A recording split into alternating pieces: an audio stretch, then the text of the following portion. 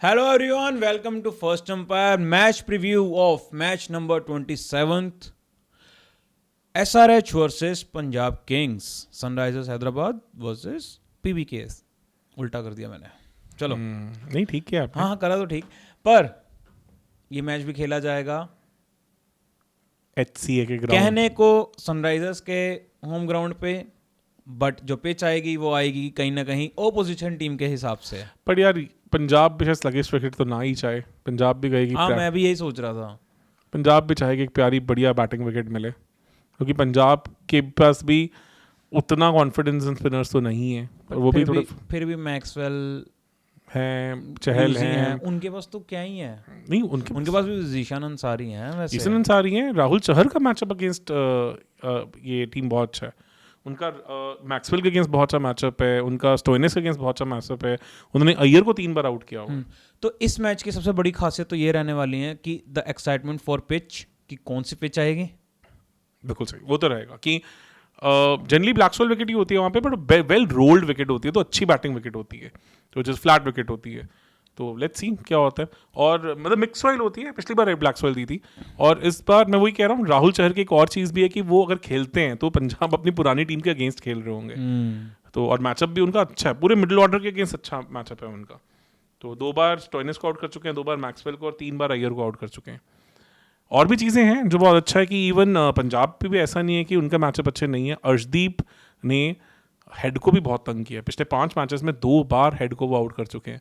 और किसी को पिछला साल याद हो तो अर्शदीप ने पहली बॉल पे हेड को बोल्ड किया था पंजाब के लिए खेलते हुए. तो वो भी एक बढ़िया मैचअप है जो इंटरेस्टिंग है. शमी भी प्रियांश आर्या के लिए एक अच्छे हैंडफुल हो सकते हैं, क्योंकि शमी ने जो सीजन 5 ही विकेट्स ली हैं, उनमें से 4 विकेट पावर प्ले में आई हैं. तो शमी ने पावर प्ले में थोड़ा सा तंग तो किया है टीम्स को. तो प्रियांश आर्या के लिए, जैसे वो एबिलिटी रखते हैं बॉल को मूव करने के लिए, और जो पावर हिटर्स होते हैं ना, उनको पिच से मूवमेंट पसंद नहीं होती, क्योंकि वो ऑब्वियसली एक बार बॉल की लाइन देखते हैं और उसी को मारने की कोशिश करते हैं. अगर बॉल वहां से मूव कर जाए तो फिर उनके पास रिएक्ट करने का खास टाइम नहीं होता नहीं. और प्लस एबिलिटी इनकी बहुत अच्छी है कि फिल सॉल्ट की जैसे प्रियांश आर्या भी बॉल की लेंथ के नीचे बहुत जल्दी आ जाते हैं. That is why he also has the ability कि पहली बॉल से छक्के चौके मारने की कैपेबिलिटी रखते हैं. बहुत यूनिक है टू बी ऑनेस्ट. ये पर्टिकुलर एबिलिटी उनकी अभिषेक शर्मा से भी ज़्यादा बेटर है. अच्छा, अगर मैं in terms of ability to come under the length की बात करूं, कंसिस्टेंसी कितनी आती है, क्या आता है, वो ऑब्वियसली विद टाइम पता चलेगा. जो मैंने अभी तक ऑब्जर्व किया है, मैं अपना जो एक ऑब्जर्वेशन आपसे शेयर कर रहा हूँ यहाँ पे. मैच ग्राउंड छोटा है, रन्स पड़ते हैं, काफ़ी ज़्यादा अच्छा 6 हिटिंग ग्राउंड है वहाँ पे, और दोनों टीम्स काफ़ी एग्रेसिव अप्रोच से आती हैं, तो बढ़िया होना चाहिए.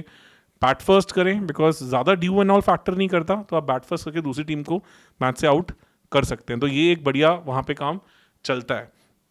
और भी मैचअप्स हैं. एक बढ़िया मैचअप हो सकता है अय्यर के साथ कमिंस का. कमिंस ने उनको T20 में कभी आउट नहीं किया, पर एक बार लाइफ में उन्होंने आउट किया है श्रेयस अय्यर को, और वो सभी इंडियन फैंस को अच्छे से याद है. घूम फिर के जब भी आएंगे पैट कमिंस, हम ये मोमेंट के बारे में बात करेंगे 19 नवंबर 2023 को, जब उन्होंने एक ब्लैक सॉइल विकेट पे अय्यर को फंसा के कीपर से कैच करवाया था. तो वो एक चीज़ है जिसको शायद अय्यर बराबर करना चाहें, और हमने देखा है कि इस बार बहुत डिफरेंट इंटेंट और बहुत डिफरेंट एग्रेशन के साथ आए हैं वो खेलने. तो ये चीज़ हो सकती है जो उनके फेवर में काम करे. अपार्ट फ्रॉम दैट और बहुत बढ़िया चीज़ें हैं, और मैच बाय मैच चले. एक चीज़ जो सही से काम नहीं की है SRH के लिए, कि उन्होंने उनके फास्ट बॉलर्स की स्ट्राइक रेट और एवरेज इस टाइम पे पूरे टूर्नामेंट में सबसे बेकार चल रही है. और पावर प्ले में विकेट्स भी सबसे ज़्यादा इन्होंने ही खोई हैं. तो इन चीज़ों को सही करना पड़ेगा, कि कहीं ना कहीं हम देख रहे हैं कि पावर प्ले में SRH मैच हार रही है. तो इसको वो सही करें तो चीज़ें सही काम करेंगी. ऑन द क्वांटिटी पंजाब ने अब तक स्पिनर्स को उतने अच्छे से यूज़ नहीं किया, क्योंकि हमने देखा कि चहल को पिछले मैच में सिर्फ एक ही ओवर करवाया था. तो वो भी हैं जिसे शायद थोड़ा बेटर यूज़ कर सकें, बिकॉज कुछ मैचअप्स हैं जो बढ़िया हो सकते हैं. चहल वर्सेस हेनरिक क्लासन भी एक बढ़िया मैचअप होने वाला है, क्योंकि 60 बॉलों में हेनरिक क्लासन ने उनके अगेंस्ट 133 रन मारे. पर चहल को भी कुछ एडवांटेज है कि चहल ने उनको उन 133 रन में 3 बार आउट भी किया. तो हेनरिक क्लासन चहल को देख के ओवर एक्साइटेड मोड में चले जाते हैं, और कहीं ना कहीं उस चक्कर में अपनी विकेट्स भी दे चुके हैं. तो ये भी एक बहुत इंटरेस्टिंग मैचअप होने वाला है. तो और पिछले साल जब दोनों टीमें भिड़ी थी, तो एक इंसान का नाम उठ के आया था, जिसके बाद हमने बात भी की थी कि शायद इंडिया को ऑल फॉर्मेट प्लेयर बन सकता है. इनका नाम है नीतीश कुमार रेड्डी. तो वो पंजाब के अगेंस्ट ही मुल्लापुर में इनिंग्स खेल के अपना बड़ा नाम कर पाए थे। उसके बाद उन्होंने वैसी सी कहानी आरआर के अगेंस्ट भी की, 2 बढ़िया नॉक्स खेली थी उन्होंने पिछले साल। इस साल बल्ला नहीं बोला है और इस साल उससे क्रेडेंशियल्स भी नीचे गए हैं, एकदम से उनकी कोई भी बात नहीं कर रहा है। तो वो भी काफ़ी कोशिश करेंगे कि शायद उस चीज़ को सही करें। तो अगर टीम लाइनअप्स की बात की जाए तो पंजाब की तरफ से मुझे नहीं लग रहा कि कोई चेंज होना चाहिए। शायद यश ठाकुर को जो खिलाया था वो इतने इफेक्टिव नहीं लगे, पर उन्होंने पावर मतलब लास्ट ओवर सही किया था, पर फील्ड में काफ़ी कैचेस छोड़े। उसके चलते वैशक को शायद दोबारा देख सकते हैं, या हम फाइनली हरप्रीत बराड़ को भी आते हुए देखें। मुझे तो ऐसा लग रहा है कि वो उनके Harpreet Brar as a player नहीं खेल रहे हैं, वो मोर ऑफ मेरे को लग रहा है उनके सोशल मीडिया मैनेजर हैं। और पिछले साल तो गाना भी निकाला था उन्होंने। हाँ, और अभी इस बार भी मतलब वो उनसे रील्स बनवा रहे हैं, ये सब कर रहे हैं। वो प्रचारक बने हुए हैं सब, जो इलेक्शन नहीं लड़ेंगे, सिर्फ प्रचार करेंगे। तो टीम की बात करें पंजाब की, ओपनिंग ऑब्वियसली अभी प्रियांश आर्या ही करेंगे। मुझे लगता है प्रभ सिमरन को भी रिप्लेस करेंगे, क्योंकि जीते हैं तो उस कॉम्बिनेशन से जाएंगे। अय्यर आए, फिर उसके बाद स्टोइनिस, फिर निहाल वडेरा को आप यूज़ कर सकते हैं एज अ फ्लोटर। तो आपके 5 बैटर्स ये हो गए। फिर मैक्सवेल 6, 7 पे आपके पास शशांक सिंह है, 8 पे आपके पार्क फिर मार्को जॉनसन आ जाते हैं, क्योंकि अभी मुझे लगता है श्रेयांश हेगड़े को शायद जगह ना मिले, क्योंकि ऑब्वियसली उससे आपकी बॉलिंग रिसोर्सेज भी और बेटर हो जाते हैं। 8 पे पिछले मैच में भी काफ़ी अच्छे से मार्को जॉनसन ने बहुत बढ़िया फिनिश किया था। इवन पथिराना को भी एक छक्का मारा था, क्लियरली उनको काफ़ी इनइफेक्टिव किया था। 9 पे फिर हम ऑब्वियसली अर्शदीप को देखेंगे, 10 पे चहल को, 11 पे लॉकी फर्गुसन, और 12वां प्लेयर फिर आपके पास एक ऑप्शन बन के आ जाता है कि आप वैशक को भी लेके आ सकते हैं, आप यश ठाकुर को भी लेके आ सकते हैं, और आप हरप्रीत बराड़ को भी लेके आ सकते हैं। तो आपके पास मल्टीपल ऑप्शंस हैं जिनसे आप इन्हें एक्सप्लोर कर सकते हैं। इनके सिवा मुझे नहीं लगता स्टोइनिस, जबकि उनकी फॉर्म अच्छी नहीं रही है, उन्होंने अभी तक इस सीजन में कुछ नहीं किया बैट एंड बॉल के साथ, वैसा मैक्सवेल ने भी कुछ खास नहीं किया है। तो ये चीज़ पंजाब के लिए अच्छी है कि 2 की प्लेयर्स के ना चलने के बावजूद भी उनका कैंपेन काफ़ी सही अभी तक लग रहा है। बट मुझे नहीं लगता कि विनिंग कॉम्बिनेशन को ज़्यादा अभी हिलाने की कोशिश करेंगे। वहीं ऑन द कॉन्ट्री अगर एसआरएच की बात की जाए तो टॉप 3 तो मुझे लगता है यही रहने वाला है उनका, जहाँ पे हेड अभिषेक और ईशान किशन को ही लेके आएंगे। 4 पे आप अभी तो मुझे लगता है कि शायद आप नीतीश कुमार रेड्डी को ही देखेंगे। 5 पे क्लासन। नंबर 6 पे अब कमेंडू मेंडेस ने 2 मैचेस खेले हैं, पर उस लेवल का इम्पैक्ट शायद अभी नहीं डाला। तो अगर आप अभी भी एडम जैम्पा को नहीं खिलाना चाहते तो शायद मुझे लगता है कि कमेंडू मेंडेस ही शायद नंबर 6 पे एक और मैच खेलते हुए दिखें। नंबर 7 पे अनिकेत, नंबर 8 पे आपके पास फिर कमिंस आ जाते हैं। पिछले मैच में हर्षल पटेल इंजर्ड थे, इल थे, तो नहीं खेले थे। इस मैच में मुझे लग रहा है कि वापस करेंगे अगर फिट होंगे तो नंबर 9 पे आपके पास हर्षल पटेल आ जाते हैं।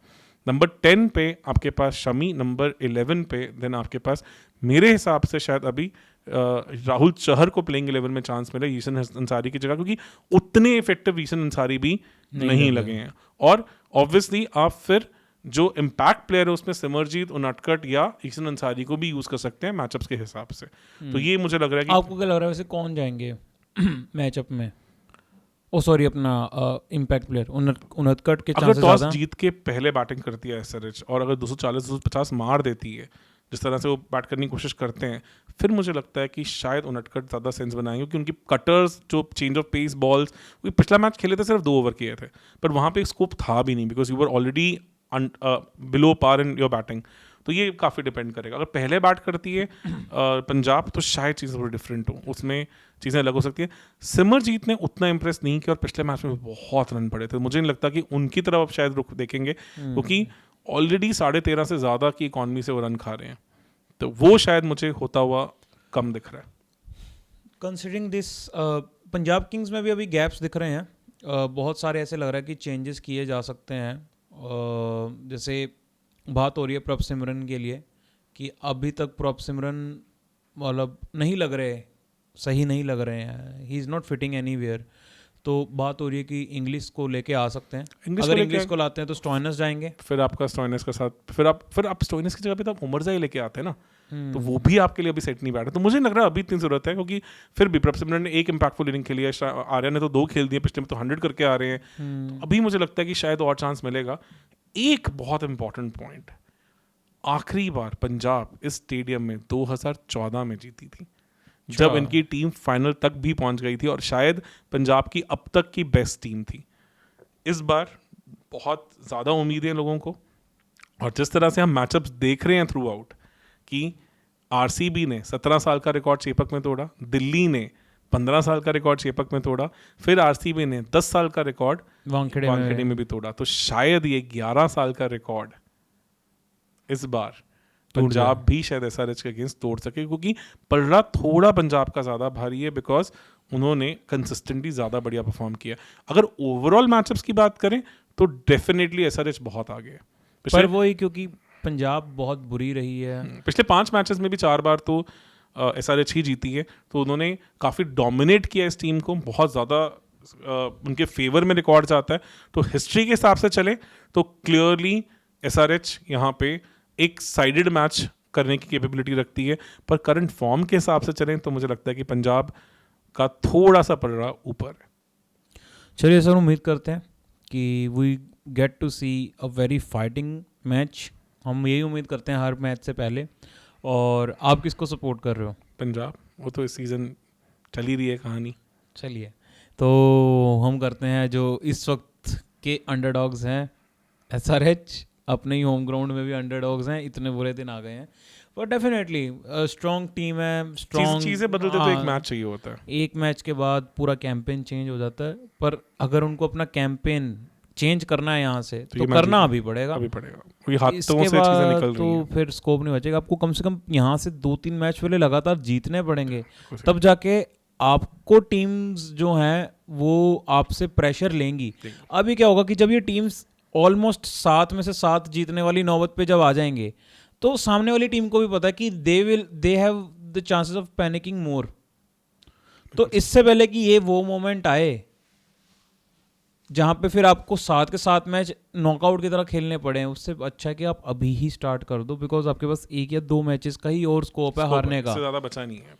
तो डेफिनेटली रूटिंग फॉर एसआरएच के एटलीस्ट फाइट शो करें। एंड बाकी तो देखते हैं क्या होता है तो सारे इंग्रेडिएंट्स हैं। टीम तो इनकी पिछले साल से बेटर हुई है, still not able to figure out कि what has been the reason, because ऐसा भी नहीं है होम ग्राउंड बोल के हम बोलें कि होम ग्राउंड के वजह से हार रहे हैं, क्योंकि बाहर भी हार रहे हैं। हाँ, क्योंकि और पहले मैच में तो 286 मारे भी थे। हाँ? तो लगा था कि इनका सीजन शुरू हो गया, पर लगा कि वो सिर्फ इकलौता मैच ही था, उसके बाद तो कुछ कहानी दिखी ही नहीं।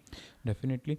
सो गाइज, आप भी ज़रूर बताएं कमेंट सेक्शन में कि आपको क्या लगता है कि कौन सी टीम के जीतने के ज़्यादा चांसेस हैं। सर को लग रहा है पंजाब, एंड दिल तो कहता है कि एसआरएच जीते, पर दिमाग तो यही कह रहा है कि पंजाब किंग का बल्ला भारी है। दिल और दिमाग लड़ाई में कौन जीतता है? Definitely sir. तो thank you so much guys, thank you so much. अगर ये प्रीव्यू अच्छा लगा है तो प्लीज़ जाते जाते चैनल को सब्सक्राइब जरूर करें। Thank you.